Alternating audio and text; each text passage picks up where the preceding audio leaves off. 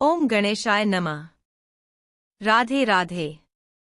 नमस्कार दोस्तों, आज हम सुनेंगे विनायक चतुर्थी की व्रत कथा। एक बार की बात है, भगवान शिव तथा माता पार्वती नर्मदा नदी के किनारे बैठे थे।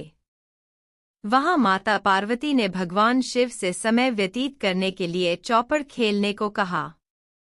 शिव चौपड़ खेलने के लिए तैयार हो गए, परंतु इस खेल में हार जीत का फैसला कौन करेगा, यह प्रश्न उनके समक्ष उठा तो भगवान शिव ने कुछ तिनके एकत्रित कर उसका एक पुतला बनाकर उसकी प्राण प्रतिष्ठा कर दी और पुतले से कहा, बेटा, हम चौपड़ खेलना चाहते हैं, परंतु हमारी हार जीत का फैसला करने वाला कोई नहीं है, इसीलिए तुम बताना कि हम दोनों में से कौन हारा और कौन जीता।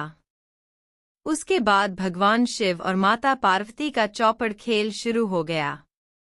यह खेल 3 बार खेला गया और संयोग से तीनों बार माता पार्वती ही जीत गईं। खेल समाप्त होने के बाद बालक से हार जीत का फैसला करने के लिए कहा गया, तो उस बालक ने महादेव को विजयी बताया। यह सुनकर माता पार्वती क्रोधित हो गई और क्रोध में उन्होंने बालक को लंगड़ा होने, कीचड़ में पड़े रहने का श्राप दे दिया। बालक ने माता पार्वती से माफी मांगी और कहा कि यह मुझसे अज्ञानतावश ऐसा हुआ है, मैंने किसी द्वेष भाव में ऐसा नहीं किया। बालक द्वारा क्षमा मांगने पर माता ने कहा, यहाँ गणेश पूजन के लिए नाग कन्याएं आएंगी, उनके कहे अनुसार तुम गणेश व्रत करो, ऐसा करने से तुम मुझे प्राप्त करोगे।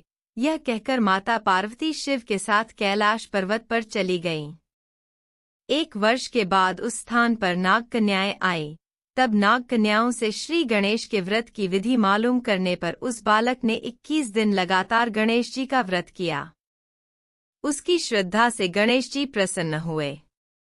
उन्होंने बालक को मनोवांछित फल मांगने के लिए कहा।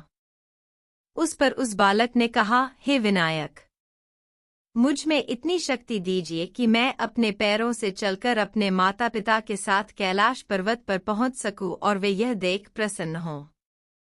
तब बालक को वरदान देकर श्री गणेश अंतर्ध्यान हो गए।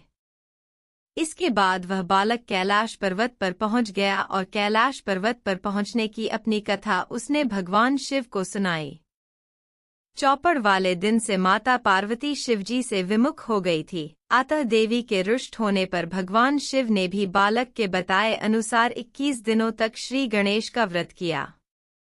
इस व्रत के प्रभाव से माता पार्वती के मन से भगवान शिव के लिए जो नाराजगी थी, वह समाप्त हो गई।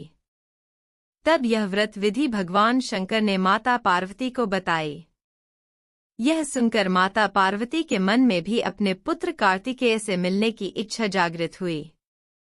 तब माता पार्वती ने भी 21 दिन तक श्री गणेश का व्रत किया तथा दूर्वा, फूल और लड्डुओं से गणेश जी का पूजन अर्चन किया।